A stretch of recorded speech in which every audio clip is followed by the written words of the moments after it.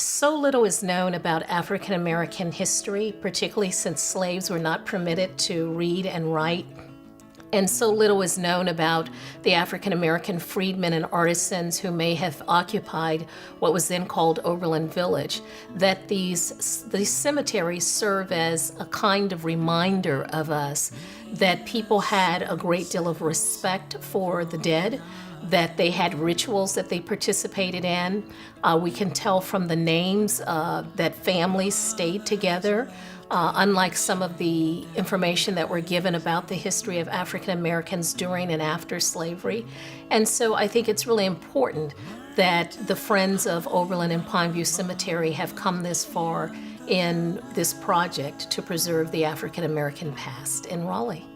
Well, I grew up in Oberlin, and I have a lot of family that was here that are now buried in the Oberlin Cemetery. And it means a lot to me to keep restoring it and keep don't forget the ones that were before us that lived here. Everybody knew where the cemetery was. You could the children from St. Mary's Street came through the graveyard to Oberlin School. That's the way they got from St. Mary's Street up to Oberlin School, through the cemetery. And my daddy went to Rex through the cemetery. He worked at Rex Hospital, which was on St. Mary's Street, and he'd get there in 2 minutes right behind my house, right here. So it was where you go if you were out here. Now, none of the younger people are out here anymore, and then the cemetery is full now anyway. They stopped burying a long time ago out here. My father took care of the cemetery after his father passed away. And we have a program of how the graveyard looked with the number of graves and where they should be. And his duty was to issue out the graves. The area that now occupies Oberlin Road, from what I've been able to track down, was once a very vibrant African American community, and of course some of the evidence of that are the cemeteries that are there, as well as the church, Wilson Church, that is still there.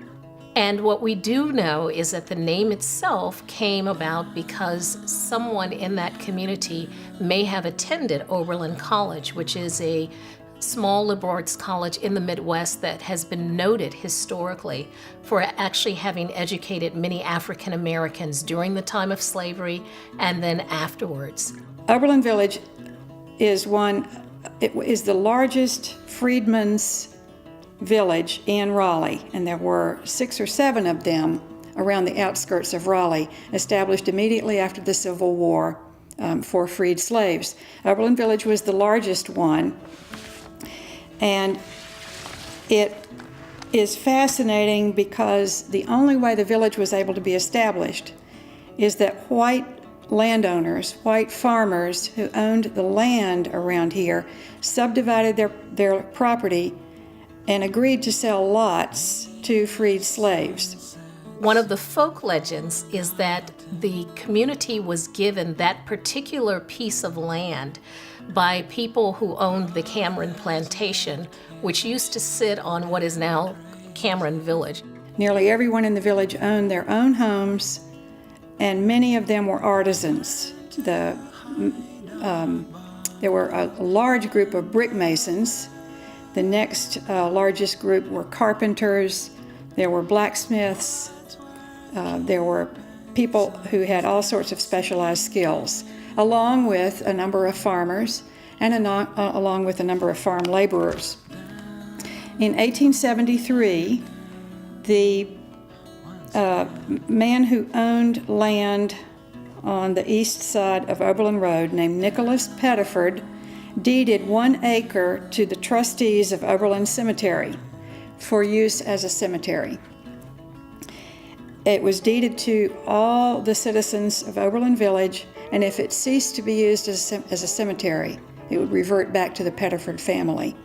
That is the 1 acre that is the center of the present cemetery. One of the residents of Oberlin Village, the Turner family, actually used some of their land and devoted it to adding another cemetery, which is the Pineview Cemetery. They look as if they're one seamless cemetery, but actually they're two, and one is still a thriving, an active cemetery at this particular point in time.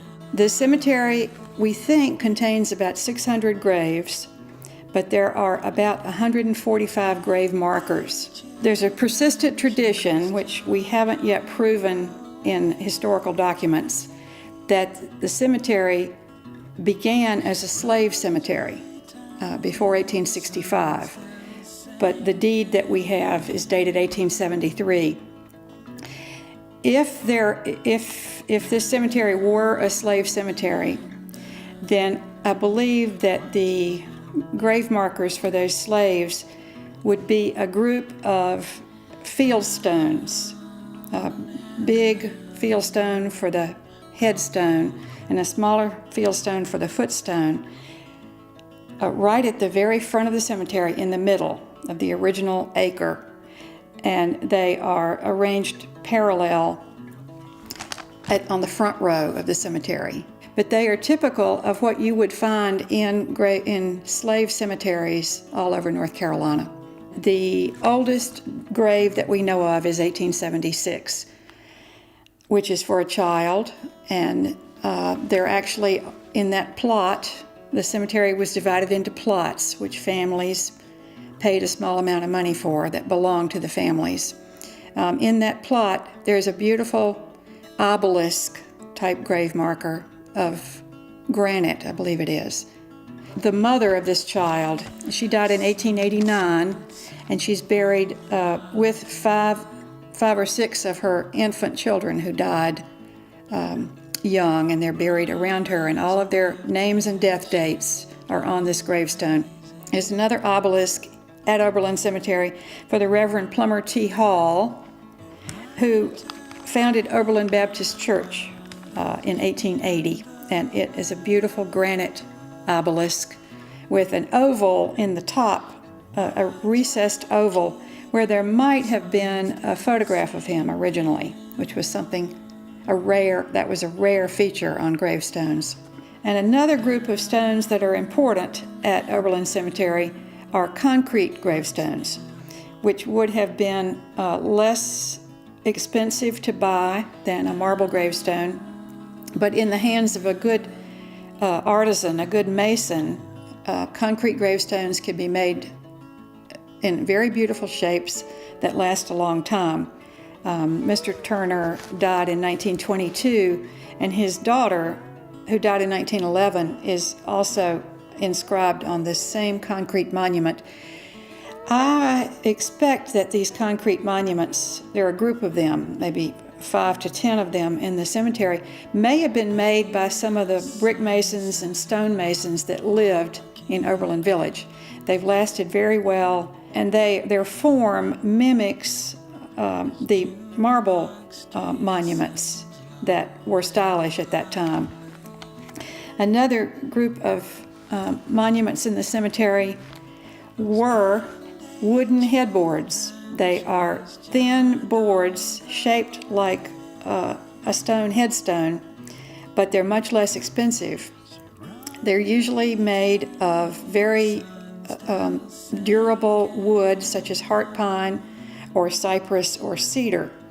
And we have reports that there were a number of wooden headboards over there in the cemetery, but there's only one left, and it has been eaten up by a magnolia tree. It has no inscription whatsoever. It's held up very well. It's probably late 1800s, and it resembles rare wooden headboards that you find in North Carolina cemeteries. One other very interesting group of grave monuments at the cemetery also, I think, involve local brick masons or local stone masons living here in Oberlin Village. This monument, which is actually a marble headstone that's been set into a framework of stone blocks that are mortared together, and this framework, around the headstone, actually becomes a boundary wall around the family plot. we have come to know that how people bury their dead, the way in which the cemetery is arranged, the information that's on the gravestones can tell us a lot about a past that often wasn't documented in writing. So it's important that we preserve this material culture, and it's important that people respect it, and that even though it's a very public space, that it is in some ways hollow ground, and it tells us more about the memories and the ideas and the values of people who lived hundreds of years ago. I think that cemeteries make beautiful parks, and we need now to stabilize the cemetery in terms of the land elevation. We need to fill in some of the sunken areas so that people will be able to stroll through the cemetery. We'd like to have some signage up so that people will understand its historical importance and understand Oberlin Village, which has largely disappeared, through the cemetery itself. The cemetery is a symbol of Oberlin Village, which will always be there, and we hope so that it will become a historical park for the people of Raleigh. The cemetery is still an important part of the neighborhood, and we have a lot of people that live in the area, and some that do not live here that are still trying to preserve the cemetery, and plans will be to make it even better, so that we won't forget the people that live there.